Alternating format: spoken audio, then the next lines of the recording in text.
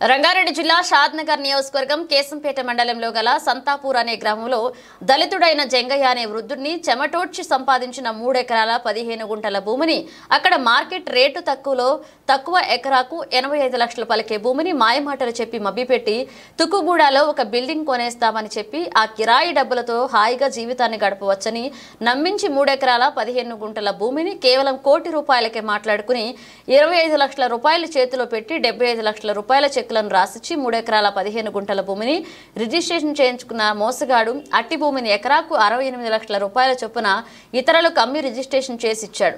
అయినప్పటికీ సదరు భూమి యాజమాని అయినటువంటి జంగయ్యకు మాత్రం 25 లక్షల రూపాయలు కాకుండా మిగతా రూపాయలు ఇవ్వకపోవడంతో బహుజన నాయకులందరూ ఏకమై ఎదురు తిరిగి దళితుడైన జంగయ్యకు అండగా నిలవడంతో రిజిస్ట్రేషన్ చేసుకున్నటువంటి వ్యక్తులు తోకముడిచి 2 ఎకరాల 15 గుంటల భూమిని తిరిగి జంగయ్యకు రిజిస్ట్రేషన్ చేస్తామని ఈ రోజు సోమవారం నాకు తెలపడం జరిగింది. మోసం చేయడము చాలా దారుణమైనటువంటి చర్య ఇది.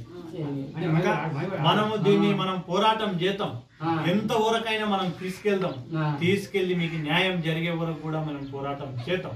కానీ ఇది చాలా అన్యాయం కదా.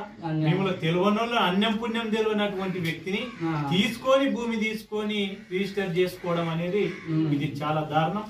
మీ పక్షాన యావత్తు దళిత జాతి కలిసి వచ్చేటోళ్ళు అన్ని రాజకీయ పార్టీలను తీసుకొని ప్రతి ఒక్కరి దగ్గరకు తీసుకుపోయి ఇది న్యాయం అయ్యే వరకు కూడా మనం పోరాటం చేద్దాం.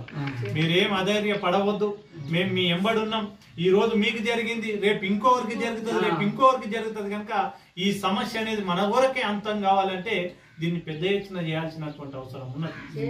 ఏది ఏమైనా సరే మనం చేద్దాం. మిమ్మల్ని చూస్తే బాధ అనిపిస్తా ఉంది.